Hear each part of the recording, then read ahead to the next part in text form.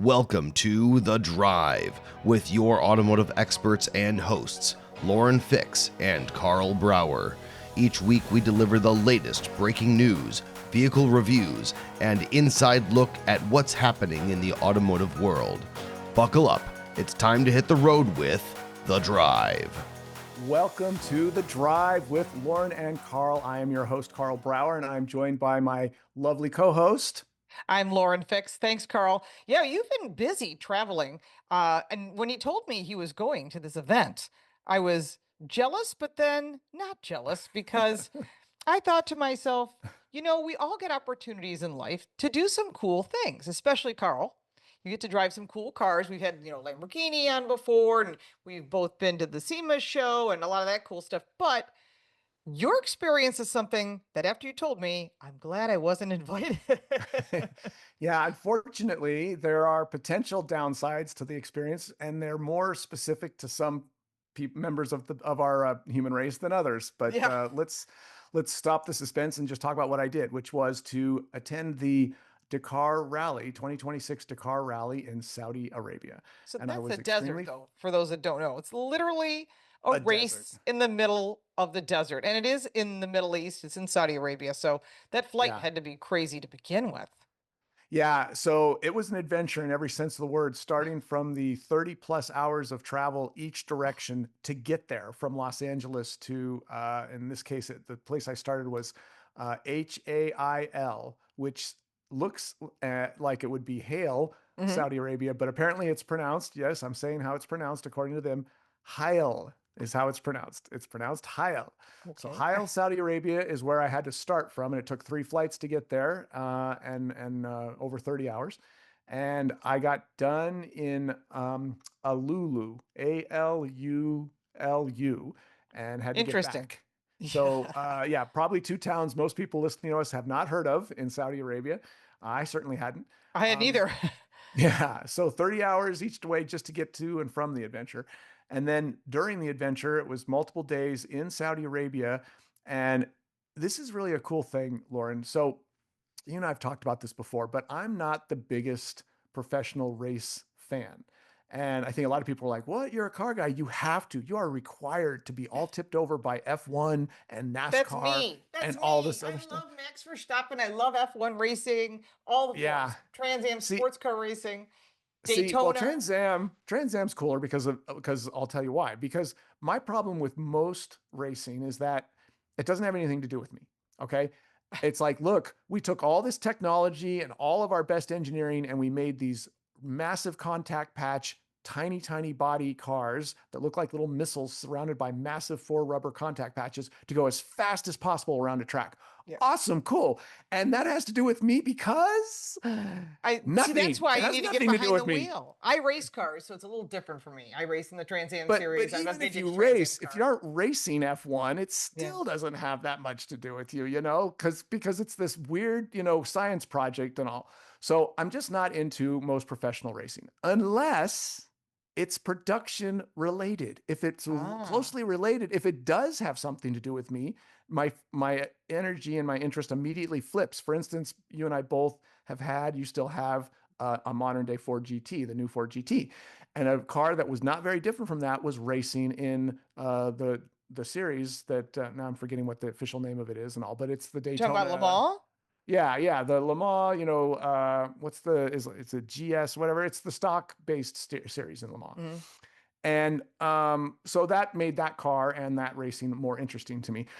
Again, I'll be honest, Lauren. I followed it closely throughout that season, the first season, and I went all the way to Le Mans and watched Ford win their category at the 24-hour Le Mans. It was all very exciting, but I also watched the politics play out, and I watched it play out every year ever after that.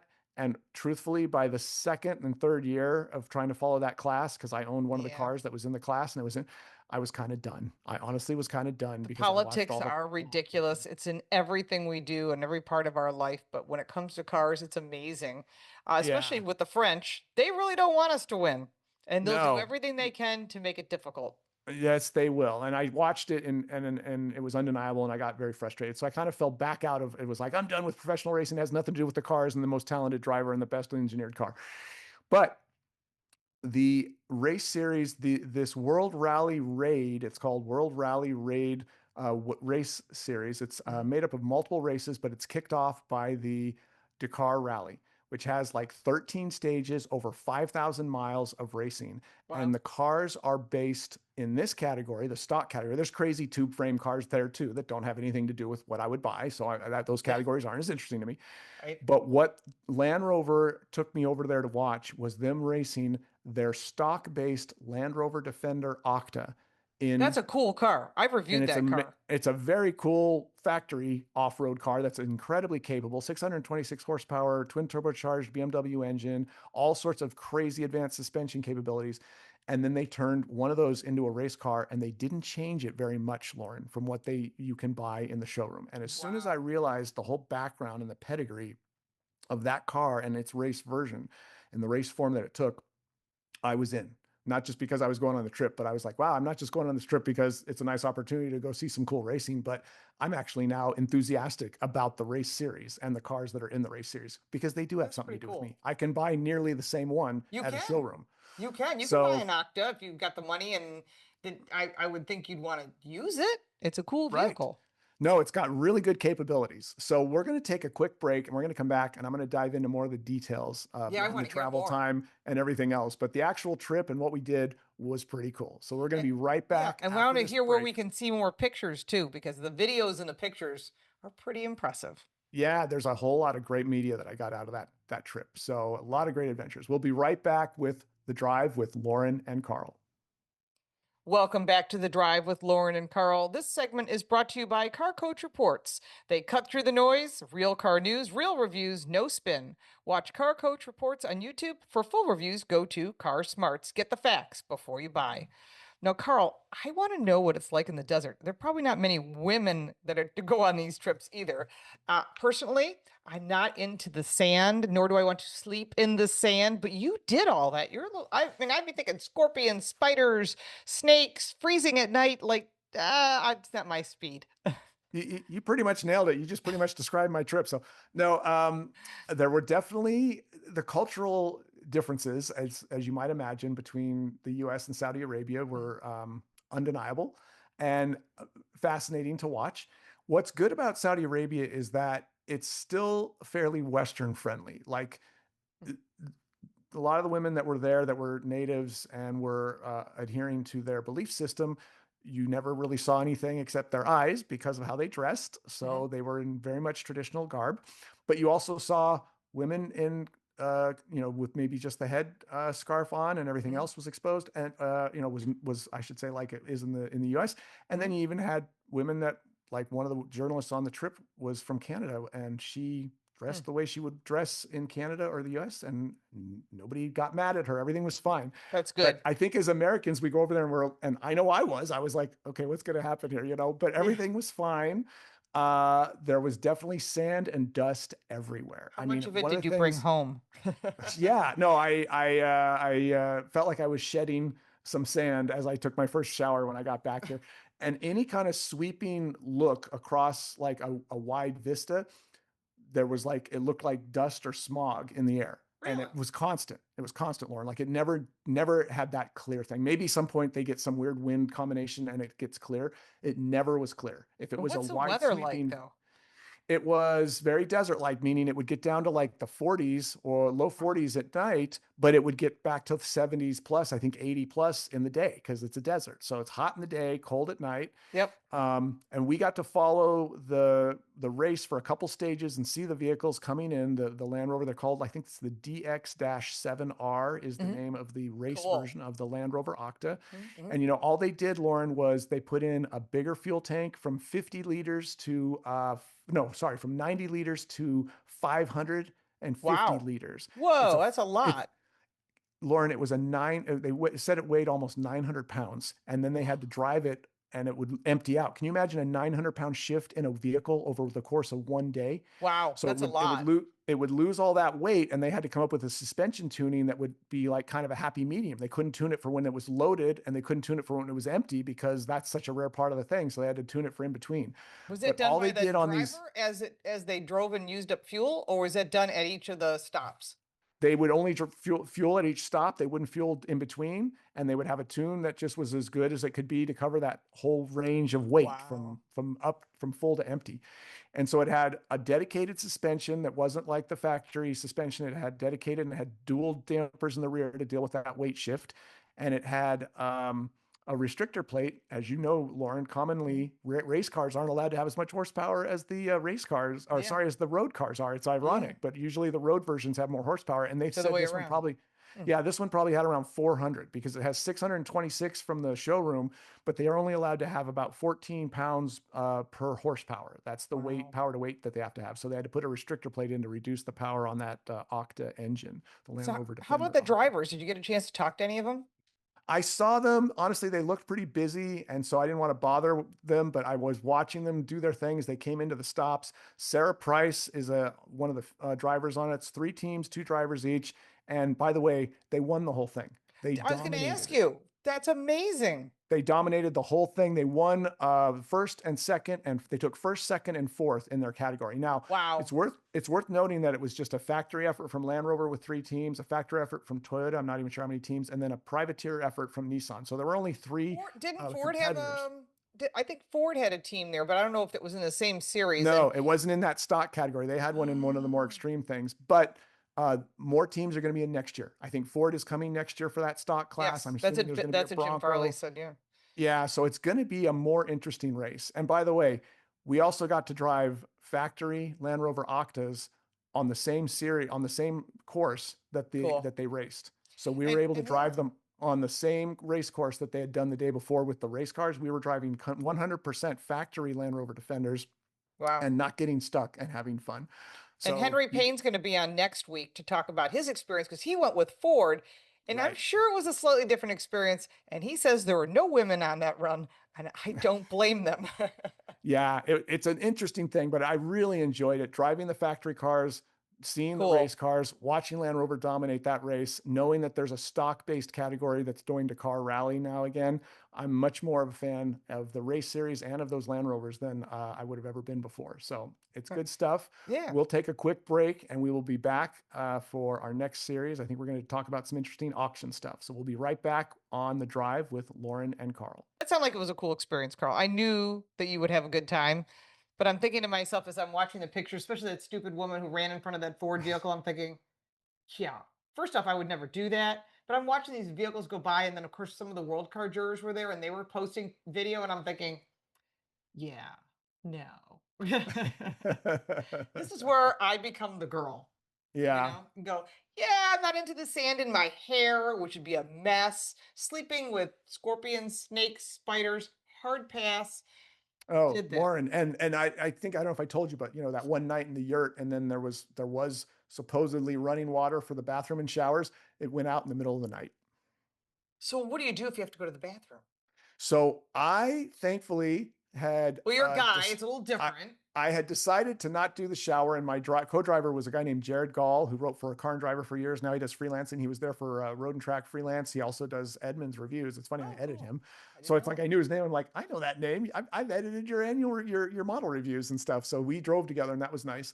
Yeah. And he and I both agreed. It's like, do we want to deal with trying to shower for one night? I think we can both live another day without having a shower. And so we had already decided that would be like, oh. We decided the night before no shower. And then thankfully with my system, everything had kind of been done that I needed done. Did you have a toilet in your yurt? No, it was it was a trailer. It was basically a trailer with 4 rooms in it. And then the water went out in the middle of the night.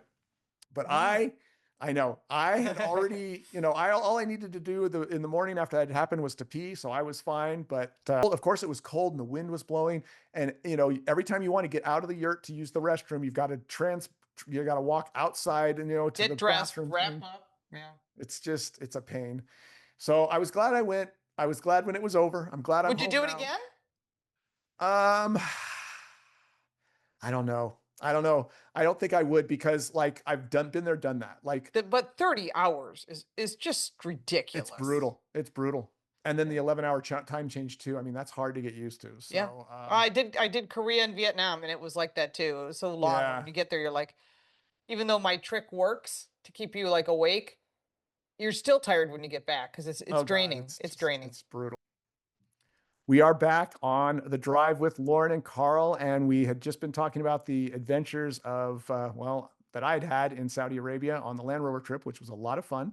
And by the way, this segment is brought to you by Karl Brauer Cars. That is my video channel on YouTube, and I will have a video up there that captures a lot of what I saw there, from massive parades of camels to really amazing vistas and sunsets and Land Rover Defenders, race and stock versions, driving over some impressive geography.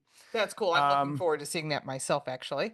Yeah, it was an adventure, and thankfully I captured a lot. So did the Land Rover folks. They gave us a lot of great footage to use. We want to talk now. We're going to introduce really an important part of the car world that anyone who's into cars knows, and that's vehicle auctions. Right. And Mecum is like the auction name. Everybody knows that name. If you're going to go an auction of a specialized vehicle, Mecum is one of the most widespread auctions in terms of how many they have every year, where they're located throughout the U.S., the level and quality of the cars they're auctioning. It's been really interesting to watch not just Mecum grow over the last 15 plus years, but to watch the awareness of Mecum grow, how successfully they've really built that into a brand, Lauren, that everyone respects. But you know more about this because you talked to someone there. Well, we've also sold cars and purchased cars at Mecum Auctions. And I had an opportunity to speak with Bree Poland. She's in charge of marketing. And I wanted to talk about the bid goes on. We all see that, oh, it didn't sell. So what happens to it? Well, they have something called the bid goes on. She's going to talk to us about that. We went to Kissimmee to see what they call the Bianco Speciale. It's a white Ferrari. But we also wanted to hear more about the auction, how it impacts you if you're looking for a car. Let's hear what Bree has to say. Welcome back to the show. This is a very exciting opportunity for our listeners and our viewers because we have Bree from Kissimmee Mecum, but you're actually from Mecum Auctions. I am, but we are here. It is 2026. This is our Super Bowl. This is the world's largest collector car auction, and I'm talking in size, but I'm also talking in the quantity of the vehicles. We have about 4,500 vehicles that have crossed the block or are crossing the block. We're now on day 9. 9 of 13. You've been here 9 days straight watching cars cross the block, which you can also watch. You can watch on many different places, Yeah, but ESPN Plus, and then our re-airs are on Roku. We have our own channel that we launched called Mecum TV a couple months ago. But if you don't have a subscription service, we have our YouTube live stream going on right now. So you can watch it. It just won't have the commentary. You can also go to our website, mecum.com, and you can check out everything that's going on there. It shows every vehicle that we have that is slated to cross the block, has crossed the block. And if you missed out on something and you wanted to see if it's still available, go to Bid Goes On. That's on our website. And you can go through the whole catalog of cars that still are looking for their forever home. It's usually about 7 days later that we keep them up on the website. It's just amazing. This show is overwhelming in a good way. Don't plan to come for 1 day, come for 2 days, 3 days, or whatever. I mean, the thing about Mecum is that we're, of course, a collector car auction at our core, but we sell road art, we sell memorabilia, we sell motorcycles. Bicycles, I sell we bicycles. do. We sold a whole bunch of Schwinns. It was actually really great watching those cross the block. But we're also an entertainment venue, right? Yeah. So we have our programming, we have tours. I host a morning show called Mecum in the Morning with Matt Avery. That's awesome. We have some of our great sponsors that offer a variety of things. We have the Dodge Thrill Ride. The team launched the Adventure Zone for kids last year. It's been such a success. You can find that at most of our auctions. Another thing people might not know is Kissimmee is not our only auction. We have all over the country. We do. We have multiple venues. I think this year we're slated for about 12 auctions, from Monterey, California during Car Week to the Indy Spring Classic, which is our longest running. We're celebrating our 39th year come this May. And the Indianapolis one, we've been to that many times.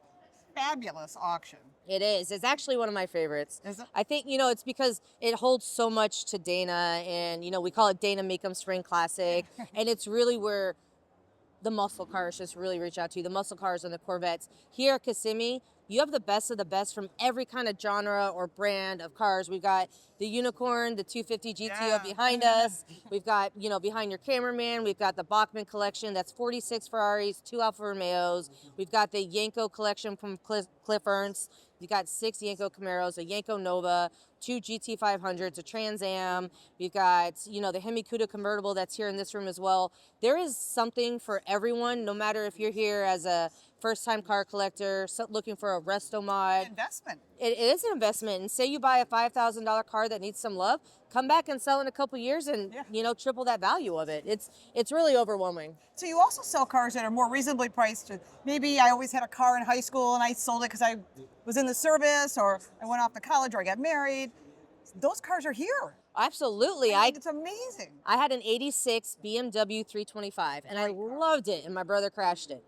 Well, the other day in 1988, BMW M3 30 crossed, and my son was texting me, who also works here, and he's like, Mom, you've got to buy it. I know you miss your first car. It was a little bit of a nicer model. It was a sportier model, faster, or whatever. But yes, you can find that car from your childhood, or if you wanted something that your grandfather had, your father had, your mother had. There's a good chance that we have it here at Mecum, Kissimmee. My mother had us learn to drive on a 70 Barracuda 383 slapstick. It was yellow with a black top and a black interior, and I've seen it at some of the auctions. It's amazing. I bet you've probably seen more than one. Oh, it's amazing how many cars are here, and I think when you see that car you always lusted after and you think it's unobtainable, I'll never get that car again, but you can do that at Mecum, and you can look ahead online on the Mecum website to see what each auction's going to have, and they keep more and more keep coming, so you have to go back to your website. You do, and we just started this whole search function, so you can search, you go onto the homepage, and you can actually type in anything on the homepage to search for whatever it has. So it's amazing. Check it out online, in person. Don't be afraid. Bidding on cars is a lot of fun. You actually get really into it. It is. It's MECUM. Check it out online. Bree, thank you so much for taking a moment away here at Kissimmee, and we'll be back right after this break. Welcome back to The Drive with Lauren and Karl. And we just heard a great segment about the situation and the status going on this year at Mecum, and the auction activity in the auction world. And Mecum, of course, is one of the biggest auction houses out there. They have national auctions, and you see a lot of very fascinating cars go by. So we're going to switch gears a little bit, though, and we're going to jump into another fascinating aspect of vehicles, and that is the entertainment component. And we are very fortunate because we have an expert on how cars tie into entertainment. And that person's name is Josh Hancock. He is here with us, and he is going to tell us first a little bit about his background, because Josh is going to become a regular guest and contributor to this show, and we want to talk on a regular basis. I think anyone who's into cars knows how much fun they can be when they're part of a movie or a TV series, and the kind of following that they can establish over time. So Josh, welcome to The Drive with Lauren and Karl. Please give us some background on you. And if any of you have been listening to Alan Taylor for the last 30 plus years, you probably already know Josh, but we're gonna kind of do a reset here and have him start fresh. Well, thank you, Lauren and Karl, number one. Two, I was born in no, I won't go back that far. I have some slides from a vacation recently, if you'd like to see them. Slides, wow. It's in a tray. It's very modern. So, I've been in the automobile world. I've sort of meshed. As I say, my company's name is Josh Carr. It's the intersection of Hollywood and Detroit. Mm-hmm. I have a degree in automotive marketing from Northwood University in Midland, Michigan. I've worked many jobs in the car industry, as well as right down to the dealership level, starting when I was 17, doing every job there was, which I think is important, by the way. Yep. Mm-hmm. And then I got in as a picture car coordinator and did many movies. Then I became an art director for cars in film. And to this day, people send me their script, and I basically am now telling them what cars they should use based on characters. Oh, so I analyze the characters. Not anybody quite does what I do in Hollywood, because the structure is you have the writer that calls out some cars, and then it gets to the director, and then it's the responsibility of the production designer. But, sometimes none of these guys are car guys. So they come to me when they want a little bit more insight. And a lot of directors come to me because either I'm going to help them with product placement or I'm going to protect them. Because the studio can put a lot of pressure on, if we use this Jeep, then we're going to get, a lot, print an ad of $100,000, whatever. The director comes to me and goes, is this going to look like this is a paid show? Right. So I get put into the equation in different places. And of course, the product placement people want to send me to Hawaii all the time for me to say yes. But they That could know work. That could they work. know that I'm not going to mess with the integrity of the show or the character. It's just Yeah. it's my reputation, and that's why I've had this place for a long time. That's pretty cool. Well, So you decide if they're getting a sports car, a sedan, an SUV, whatever it is they're driving. In back in the day, as you remember, you growing up when you watch shows like the FBI, it was all Fords. If they were on a highway scene, they'd have to pack the whole thing with Fords because they didn't allow other brands in the shop. yes. So they must have paid for that, I assume. Oh yeah. So now what we have is we can have a husband and wife and they can drive different brand automobiles.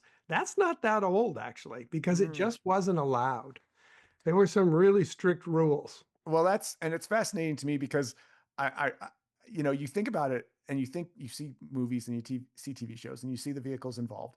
And, I always could tell because I was a car person, like a lot of people, you'd watch old, Beverly Hillbillies or Yeah. the Brady Bunch. Yeah. And it's like, everything's a Chrysler product. It's like, gee, I wonder who got the contract for this show, So that was George pretty obvious. Barris got a lot of those. He Yeah, did and a then, lot of of course, amazing cars. Like yeah, the you see the crazy Munstermobile stuff. and all that. Yeah.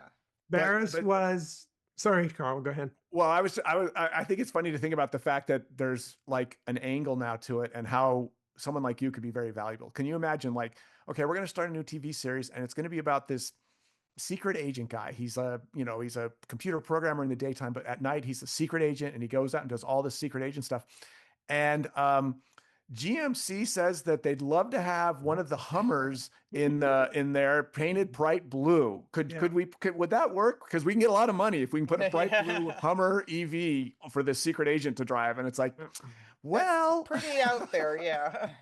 We'll do a segment where I'll just talk about product placement in the future so people understand, not a lot of money changes hands except at the really high end, like bond money can exchange hands, but there's always been barter. Back in the 70s, those days, Ford had a whole fleet of maxi vans that they would let the production use if they were using Ford products.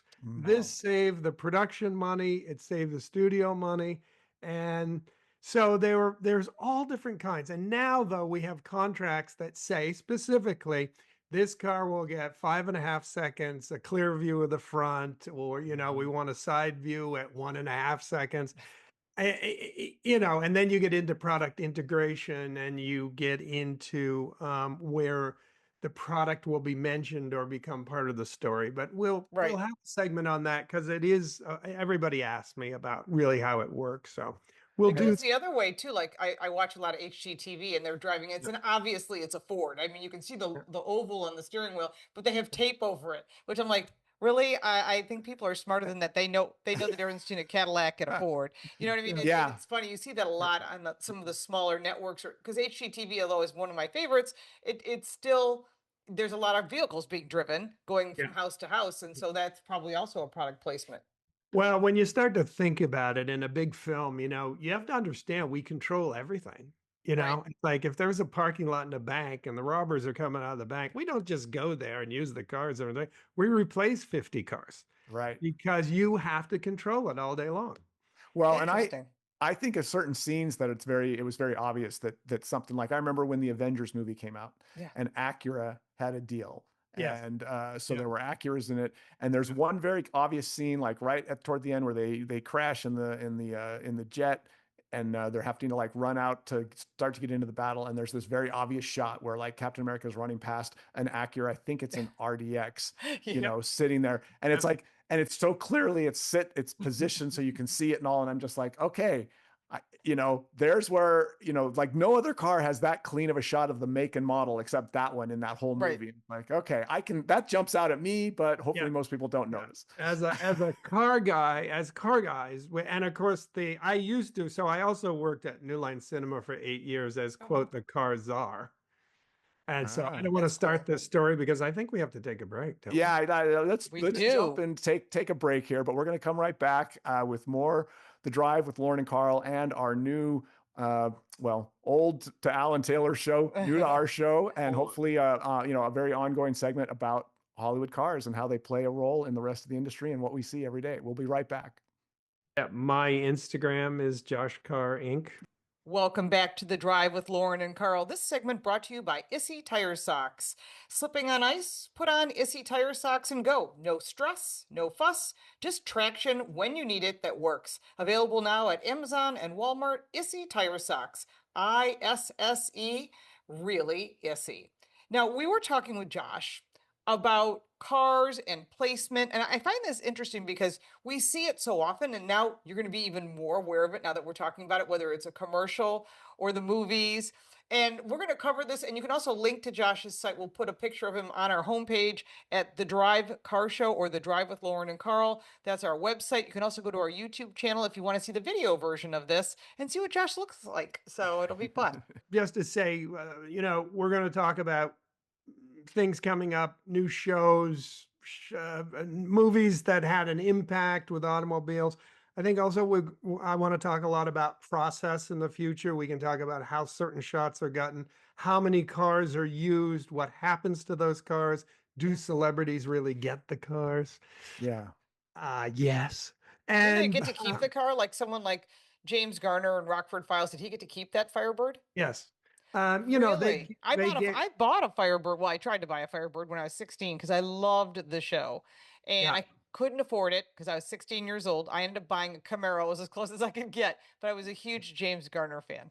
Yeah. The decision, it was his decision not to use a Trans Am. He said, I wouldn't be making enough money. Plus, it's too obvious for me to roll up in situations. The car actually is made to look like a Pontiac Firebird Esprit, but the Esprit only had a 352 barrel. So they took a Formula 400, took the scoops off, made it look like an Esprit so that it had the power to do what it needed to do. And that color, which was a specific gold, was not available in that year, but they painted Really? it. That's Yeah. cool. I didn't know that. Yeah. Nice. So, it's and he had a very contentious relationship with the production. I don't know if you know that. He really didn't get paid enough money. He didn't have a good back end deal. He was very not happy with the whole thing. He's been so successful, though. I mean, He he's had so many movies and television shows. The Notebook. Yeah. And I have a great story about the Notebook and those cars, but I'm not going to do it today because it's too long. But remind me, because it involves a famous basketball player. Wow. Yeah. But Rockford Files is a good example of one of those shows that, in spite of everything that we don't know, but Josh, about like behind the scenes. And just think about how well that show aged, it's, you can find a lot of shows that have been produced since the beginning of the television era, but not very many that in today's world, you'd go back and be like, man, that was a well done show, and it holds up so well over time. But I think Rockford Files is one of them. Well, it's funny how technology, cars date films. And it's one way, if we're making a film today and we go to an alleyway in New York and we put cars in from the brass era and we take out the wires, we can make it that era. Cars really help us establish time. So in the Rockford Files, what you notice, and it's even in, I think the opening of the show, is his phone machine. Now, how funny is that? And how quaint. You mean an answering machine? An answering machine. I don't think most people, well, maybe some of our listeners do, but I know if you ask my kids, it'd be like, you mean voicemail? Right. They don't even know what a phone book is. Right. Now, the car, it still has, it doesn't look like an antique at all because it was a cool car and a great to me. Yeah. And so we were talking about this before. There is a reboot of the show. They're casting right now, and I will find out who they cast, and we will probably announce it on the show before Hollywood Reporter if I can get that information. Nice. That would be good. Some of these scoops. Tell your friends. Tell your friends. If you want to know, come back in. So the question is, and we asked the audience, what would you cast for the new James Garner reboot? There's no more Firebirds. There's no more Pontiac product. There's no more Camaros. No. So wow, it's not. I don't think jump in.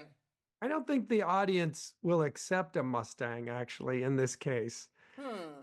You know, that happened with Knight Rider, by the way. When they rebooted Knight Rider, they did a Mustang. And of And it course, didn't go well. the No. reboot was awful. Right. Yeah, well, that's But, true. you know, I don't know. The Mustang looked pretty good. Now, Carl, you had an idea when I mentioned this before. You had an opinion about this. Well, I mean, to me, it's tricky because again, he's supposed to be a secret, he's a private detective. And the Right. last thing you want as a private detective is, I don't know, it'd be like driving around in Hawaii with a Ferrari. I mean, that just wouldn't make sense, right? Tom So- Selleck, yeah. So you kind of want to be, Good reference. inconspicuous as a detective. And my first thought is they should use a 76 Firebird, a Spree or a Spree looking car with more power, as you described it. Like, I think that would be so cool if they rebooted it and it wasn't 1970s, it's modern day, but he's driving that. But that's going to stick out again. You're not going to be subtle in 2026 driving a 76 Firebird, a Spree, or anything like it. So Let's ask the audience. You can put that on our social media, our Twitter account, or our Facebook at the Drive Car Show. Check it out. We'd love to get your input because everybody's got an opinion. We'll give the top 5 that people have suggested, and then it'll be like a bingo card when they cast the cars. yeah. Who was That's a right and who great was wrong. idea. So let's all come up with one also. Okay. Carl, if you want to stick with that answer, fine. But let's next time take I'm a on. break. Let's talk about it. We're going to take a quick break and we're going to come back and we're going to give our ideas for what would a modern day James Rockford drive for the Rockford Files. We'll be right back with Lauren and Karl and the Drive. We are back with the Drive with Lauren and Karl and our special guest, Josh Carr for Hollywood Cars. And this segment is brought to you by IC Cars. That is where I work as the executive analyst. This is a great automotive research site that will help you find the vehicle you're looking for. You want to search listings nationally, locally, or anywhere in between, or you want to read about what's going on in terms of movement in the marketplace. What I do as the executive analyst is help them monitor the market and see what's going on. So iccars.com, a great resource if you're searching for your next new or used car. And I had already said before the break that I thought it'd be great if a modern day Rockford Files used the same exact era Pontiac Firebird that he used in the original show, though it will be very hard for him to be sneaky in that car because that's going to stand out. But I think I'd love to hear what each of you guys think a modern day Rockford, James Rockford would be driving. Well, I think, and this is interesting, it's not going to be a domestic car. I think it needs to be something like a Honda Civic or a Kia K4 or something like that, something that blends in. And the reason I say or Prius, because if you are a private investigator, the last thing you want to be is seen. You're not going to show up in a blue Hummer like you said earlier. It would just be. Things were going so well, Lauren, and then you had to say that because no, he cannot be in something that simple. I mean, something you can hide. You want to put him in the new Prelude, maybe? Is that could be cool? That could be cool. Because they're not going to get involved. They don't need to help sell the Civics. That's the other thing. It's always follow the money. But it should be a Dodge Charger. Yes. Well, that's not a bad. I was going to say, and you're both not going to like this, I was going to say a new Bronco. Because the world has gone to SUVs. Bronco is a rough image without being too polished like a Defender, right? You could customize it to a certain extent. You could do the soft top so he could ride around. It helps with filming. Yep. I don't know. That came to my mind. Would work. It wouldn't be a Raptor though. It would just be no. Because he can't park it. Maybe they do what they did in the original one. It's a Raptor debadged to look like a normal one. So he's got the power if he gets in a chase or something. And you could even have off-road chases too. That would be the cool thing. Well, that's another aspect that this adds. But I think it reflects where we are in the car world, obviously, because exactly SUV it's an SUV world now versus 76. And if it happens that it ends up to be a Civic, I'm going to have to do a full apology. Hey, listen, they all want sales. They all want sales. I really don't think that's going to happen. But okay. Well, we'll certainly would love to hear from our listeners and hear what they think. So please comment either on our website or at the YouTube video. We'd love to hear what you think. I do want to say that one car that James Garner had, after about 3 years, he sold it to a gentleman named Steve Reich, who redid it. He's somewhat of a picture car guy, and took it to Barrett in 2019. What do you think that car brought? Redone Crazy numbers. 2019. Oh, Man. Here's another one for the $1 audience. million?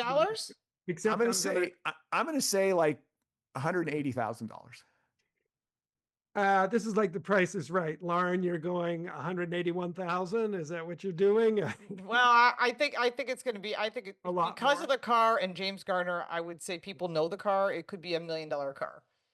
I would have probably guessed if I obviously know the answer. I would have said that car would be at $250,000, the high end 350. Yeah. Went for $115,000. That's Oh, a wow. lot for And he- a Firebird. and he let it go. Yeah. Well, you just said $1 million. So Yeah. No, Listen, we were just talking about Mecum auctions, and there were Yes. cars selling.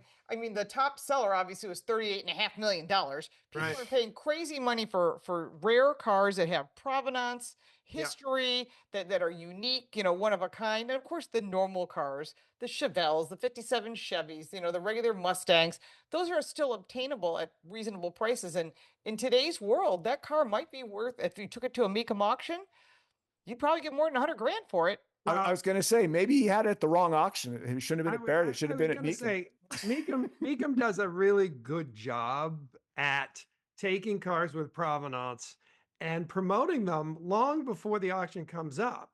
Right. Yeah. They will take a movie car and put it at 3 auctions prior to the selling auction. So Smart.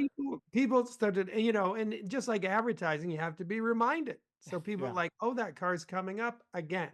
Right. So they do an excellent job at that. Well, Yeah. Josh, we love your stories. We want to have you back to tell more good stuff. You've got a lot of great content and stories that everyone's going to want to know about. You'll be able to find Josh on our website, The Drive Car Show, and you'll be back in the near future. We want to hear more stories. Well, Yeah. thanks so much. I love talking cars with you guys. It's a lot of fun. So I look forward to Absolutely. it. Well, that's it for the show today. We hope you all enjoyed it, and we will look forward to seeing and hearing all of you again on the next The Drive with Lauren and Karl. You've been listening to The Drive, your trusted source for the latest car news, expert reviews, and real insights into the automotive world. Thanks for riding along with us today. You can check out the entire archive of every episode on our YouTube channel, The Drive with Lauren and Karl. Be sure to subscribe so you never miss an episode, and join the conversation by leaving your comments. We love hearing from you. Until next time, stay safe, enjoy the ride, and we'll see you right back here on The Drive.